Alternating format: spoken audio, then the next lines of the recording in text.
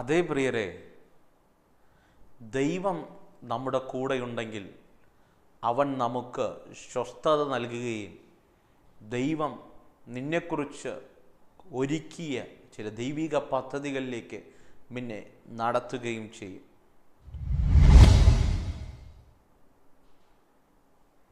Praise the Lord.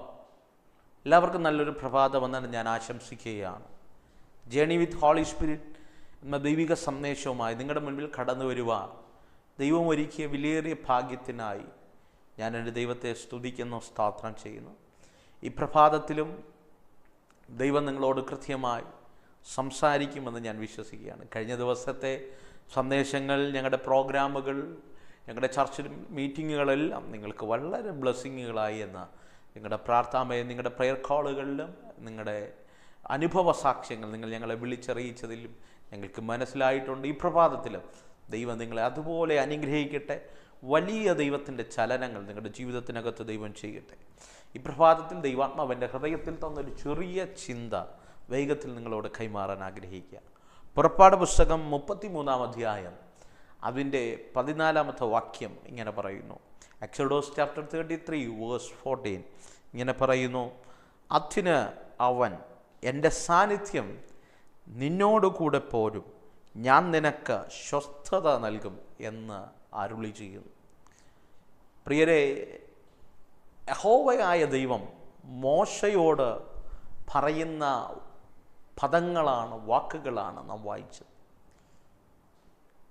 നമ്മുടെ ജീവിതത്തിനകത്ത് നമ്മളെല്ലാം ഒരു സ്വസ്ഥത, ഒരനുഗ്രഹം, ഒരു സമാധാനം അനുഭവിക്കാൻ ആഗ്രഹിക്കുന്നവരാണല്ലേ. ഈ പ്രഭാതം സൂര്യൻ ഉദിച്ചു വരുമ്പോഴും ഈ സന്ദേശം നിങ്ങൾ ലോകരാജ്യങ്ങളിൽ നിന്ന് കേൾക്കുമ്പോഴും നിങ്ങളുടെ പ്രാർത്ഥനാ വിഷയങ്ങൾ പലതും ഒരു സമാധാനത്തിന് വേണ്ടിയാണ്. ഇന്നനുഭവിക്കുന്ന വേദനകൾക്കകത്ത്, വിതകൾക്കകത്ത്, പ്രയാസത്തിനകത്ത് ദൈവത്തിൻ്റെ ഒരു സമാധാനം വെളിപ്പെട്ടെങ്കിൽ, ദൈവത്തിൻ്റെ ഒരു സ്വസ്ഥത വെളിപ്പെട്ടെങ്കിൽ, ദൈവിക നന്മകൾ നിൻ്റെ കൂടാരത്തിനകത്ത് വെളിപ്പെട്ടെങ്കിൽ എന്നാഗ്രഹിക്കുന്നവരാണ് നാം. ഇന്ന് പകൽക്കാലം സ്വസ്ഥത നിന്നിൽ വെളിപ്പെടണമോ? ദൈവത്തിൻ്റെ സാന്നിധ്യം നിൻ്റെ കൂടെ വേണം. ദൈവിക സാന്നിധ്യം നിൻ്റെ കൂടെ ഉണ്ടെങ്കിൽ നിശ്ചയമായും നിന്നിൽ സ്വസ്ഥത വെളിപ്പെടും. അതുകൊണ്ട് ഇന്ന് പകൽക്കാലം സമാധാനത്തിന് വേണ്ടി നീ ഒന്നും ചെയ്യണ്ട, അനുഗ്രഹത്തിന് വേണ്ടി നീ ഒന്നും ചെയ്യണ്ട, പിന്നെ വിഷയം പരിഹരിക്കപ്പെടാൻ നീ ഒന്നും ചെയ്യണ്ട.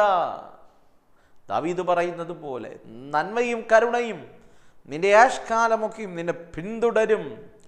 നിന്നെ പിന്തുടരണമെങ്കിൽ നിന്റെ ദൈവസാന്നിധ്യം നിന്റെ കൂടെ ഉണ്ടാകണം. അവിടെയാണ് നമ്മളെല്ലാം പരാജയപ്പെട്ടു പോകുന്ന അനുഭവങ്ങൾ. അവിടെയാണ് നമ്മുടെ ജീവിതത്തിനകത്ത് വീഴ്ചകൾ സംഭവിക്കുന്നത്. അവിടെയാണ് നമ്മുടെ സ്വപ്നങ്ങൾ പലതും ഉടഞ്ഞു പോകുന്നത്. ദൈവസാന്നിധ്യത്തിനകത്ത് ഒരുവൻ അല്ലെങ്കിൽ ഒരുവൻ്റെ കൂടാരമുണ്ടെങ്കിൽ നിശ്ചയമായും അവനെ തകർത്ത് കളയാൻ ആർക്കും കഴിയില്ല. അവൻ്റെ കൂടാരത്തെ ശിഥിലമാക്കി കളയാൻ ആർക്കും കഴിയില്ല. ഈ സന്ദേശം ഞാൻ നിങ്ങളോട് കൈമാറുമ്പോഴും ആത്മനിറവിൽ ഒരു ദൂത് ഞാൻ കൈമാറാം. ദൈവ സാന്നിധ്യം നിന്റെ കൂടെ പോരട്ടെ. മോശ ഒരിക്കൽ പറഞ്ഞു, ദൈവമേ, നിന്റെ സാന്നിധ്യം എൻ്റെ കൂടെ ഇല്ലെങ്കിൽ നീ എന്നെ അയക്കരുത്. അങ്ങനെ പറഞ്ഞവനോട് 33 അധ്യായത്തിൽ ദൈവം പറയുകയാണ്, നിന്റെ സാന്നിധ്യം എൻ്റെ കൂടെ ഇല്ലെങ്കിൽ എന്നെ അയക്കരുതെന്ന് പറഞ്ഞത് പുറപ്പാട് പുസ്തകം ആരംഭം അധ്യായങ്ങളിലാണ്. ഇവിടെ 33 അധ്യായങ്ങൾ കഴിഞ്ഞു.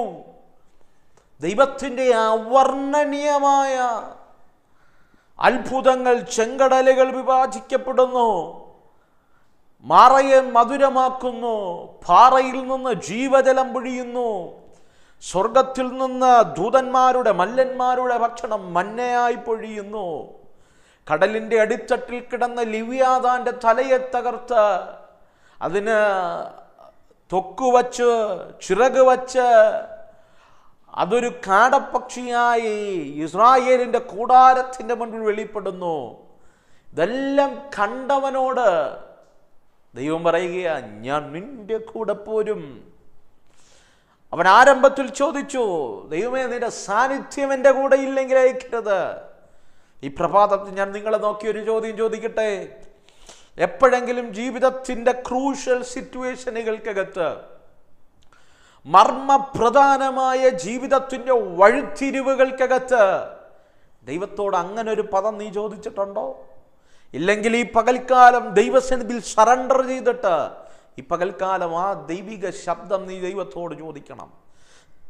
കർത്താവേ, അങ്ങയുടെ സാന്നിധ്യം എൻ്റെ കൂടെ ഇല്ലെങ്കിൽ എന്നെ അയക്കരുത്. പ്രിയരെ, ക്രൂഷ്യൽ സിറ്റുവേഷനകത്ത് ദൈവം കൊടുത്ത വലിയ ദൗത്യം ചെയ്തു തീർക്കാൻ കഴിയുന്നതല്ല മാനുഷികമായി ചിന്തിച്ചാൽ. പക്ഷേ മോശയ്ക്കറിയാം എത്ര വലിയ ദൗത്യത്തെയും നിർവഹിക്കാൻ കഴിയണമെങ്കിൽ ദൈവസാന്നിധ്യം വേണം.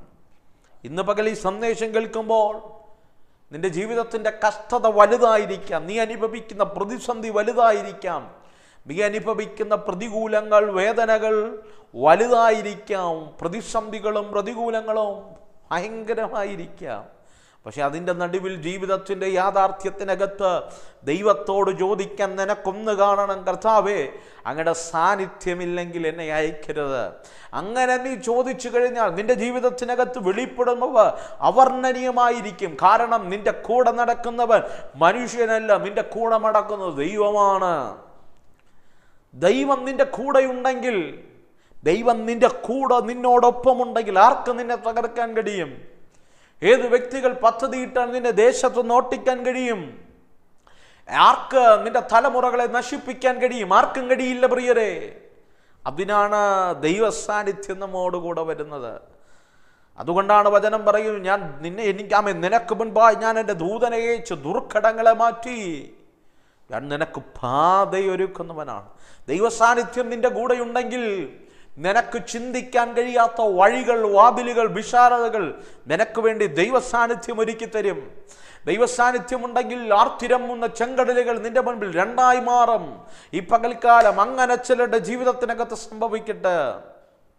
ദൈവസാന്നിധ്യം നിന്റെ ജീവിതത്തിനകത്തുണ്ടെങ്കിൽ നിന്റെ ജീവിതത്തിനകത്ത് വലിയ ദൈവപ്രവർത്തികൾ വെളിപ്പെടും. നിന്നെ കാണുന്നവർ ക്രിസ്തുവിനെ കാണുന്നത് പോലെ ആയി മാറും. നിന്നെ കാണുന്നവർ ദൈവിക പദ്ധതികൾ നിന്നിൽ വെളിപ്പെടുത്തത്തക്ക നിലവാരത്തിൽ നിന്റെ ജീവിതത്തിനകത്ത് ദൈവത്തിൻ്റെ വലിയ വഴിത്തിരിവുകൾ വെളിപ്പെടും. പ്രിയരെ, വേദപുസ്തകം അങ്ങനെ പറയുന്നു, ഞാൻ നിന്നോടുകൂടെ, എൻ്റെ സാന്നിധ്യം നിന്റെ കൂടെ പോരും എങ്കിൽ മോശയെ നിനക്ക് ഞാൻ സ്വസ്ഥത നൽകും. സ്വസ്ഥത അനുഭവിക്കാൻ ആഗ്രഹിക്കുന്നവരുണ്ടോ? ഒറ്റ കാര്യം പ്രാർത്ഥിക്കുക, കർത്താവേ, നിന്റെ സാന്നിധ്യം എൻ്റെ കൂടെ വരണമേ. ആ സാന്നിധ്യമുണ്ടെങ്കിൽ വചനം ഇങ്ങനെ പറയുന്നു, ശമൂവേലിൻ്റെ കാലത്ത് ദൈവം സകല ഫെലിസ്ത്യരെയും അടക്കി ശമൂവേലിന് സ്വസ്ഥത കൊടുത്തു. അടുത്ത പദം ഇങ്ങനെ പറയുന്നു, ദാവീദിന്റെ സകല ശത്രുക്കളെയും ദൈവം അടക്കി. ആരടക്കി? ദാവീദ് അടക്കിയെന്നല്ല. ജനം പാടി, ശൗലോ 1000 കൊന്നു, ദാവീദോ 10,000 കൊന്നു. പക്ഷെ 10,000 കൊന്നവന് കൊല്ലാൻ മാത്രമേ കഴിഞ്ഞുള്ളൂ, അവരെ അടക്കാൻ കഴിഞ്ഞില്ല. അടക്കിയത് ദൈവമാണ്. അതുകൊണ്ടാണ് ദൈവം പറയുന്നത്, ഞാൻ അവൻ്റെ സകല ശത്രുക്കളെയും അടക്കി അവന് ഞാൻ സ്വസ്ഥത നൽകും. ദാവീദിനെ നോക്കി പറഞ്ഞതാണ്. പ്രിയരെ, നിന്റെ പല പ്രശ്നത്തെയും നിനക്ക് എസ്കേപ്പ് ചെയ്യാൻ കഴിഞ്ഞേക്കാം, അതിനെ ഒന്ന് മറികടന്നു പോകാൻ കഴിഞ്ഞേക്കാം, പക്ഷേ പൂർണ്ണമായി പരിഹരിക്കാൻ കഴിയില്ല. പൂർണ്ണമായി പരിഹരിക്കാൻ കഴിയുന്നത് ദൈവത്തിന് മാത്രമാണ്. ഈ പകൽക്കാലം ഈ സന്ദേശം ഞാൻ കൈമാറുമ്പോഴും ആഴമായ ആത്മാവിൽ പ്രാർത്ഥിക്കണം. ദൈവത്തിൻ്റെ ഫേവർ നിന്റെ കൂടാരത്തിനകത്ത് വെളിപ്പെടണം. അങ്ങനെ വെളിപ്പെടുന്നവർക്ക് വേണ്ടി മാത്രമാണ് ദൈവിക ചലനങ്ങൾ സംഭവിക്കുന്നത്. അവരുടെ ജീവിതത്തിനകത്ത് ദൈവിക സ്വസ്ഥത വെളിപ്പെടുന്നവർ. ഞാൻ ചോദിക്കട്ടെ, ഒത്തിരി നാളായി നീ ശത്രുക്കളെ ഭയന്ന് ജീവിക്കുകയല്ലേ? പുറത്തിറങ്ങാൻ കഴിയാതെ, നിന്റെ തലമുറയ്ക്ക് നിന്റെ നാട്ടിൽ വരാൻ കഴിയാതെ, ആരെയൊക്കെ ഭയന്നല്ലേ ജീവിക്കുന്നേ? അവരെയൊക്കെ ദൈവം അടക്കണ്ടയോ? നിനക്കൊരു സ്വസ്ഥത വേണ്ടയോ മാതാവേ? നിനക്കൊരു സ്വസ്ഥത വേണ്ടയോ ദൈവദാസനെ? നിന്റെ മിനിസ്ട്രിക്കെതിരെ എഴുന്നേറ്റ് നിൽക്കുന്ന വെല്ലുവിളികളെ വെട്ടി വീഴ്ത്തണ്ടേ? നിന്റെ ജീവിതത്തിനകത്ത് ദൈവം വഴികൾ, വിശാലതകൾ വെളിപ്പെടുത്തണ്ടേ? നിനക്ക് സ്വസ്ഥത വേണ്ടയോ?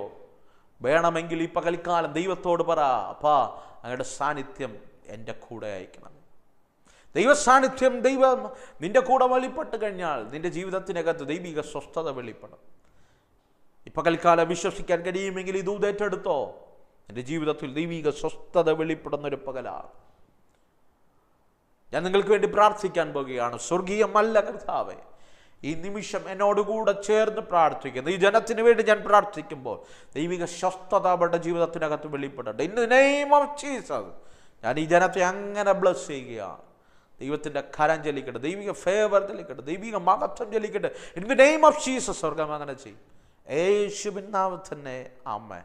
അതേ പ്രിയരെ, ഈ പകൽ നിൻ്റെ ജീവിതത്തിനകത്ത് സ്വസ്ഥത വെളിപ്പെടാൻ പോകുകയാണ്. കാരണം നിൻ്റെ കൂടെ ദൈവ സാന്നിധ്യം വെളിപ്പെടാൻ പോകുകയാണ്. ദൈവ സാന്നിധ്യം നിൻ്റെ കൂടെ വരാൻ പോകുകയാണ്. ഈ പകൽക്കാലം ദൈവദാസനെ ഞങ്ങൾക്ക് വേണ്ടി ഒരു വാക്ക് പ്രാർത്ഥിക്കണം എന്നാഗ്രഹമുള്ളവർ സ്ക്രീനിൽ കാണുന്ന നമ്പറിൽ ഞങ്ങളെ കോൺടാക്ട് ചെയ്യുക. നിങ്ങൾക്ക് ഈ സന്ദേശം അനുഗ്രഹമായെങ്കിൽ മറ്റുള്ളവർക്ക് ഷെയർ ചെയ്ത് കൊടുക്കുക. എല്ലാ പ്രഭാതത്തിലും ഇതുപോലെയുള്ള സന്ദേശങ്ങൾ ഞങ്ങളുടെ ചർച്ച് മീറ്റിങ്ങുകൾ നിങ്ങൾക്ക് ലഭിക്കണമെങ്കിൽ ഞങ്ങളുടെ ചാനൽ സബ്സ്ക്രൈബ് ചെയ്യുക, ഞങ്ങളെ ഫോളോ ചെയ്യുക. God bless you. Let us start our journey with Holy Spirit. Amen. Amen.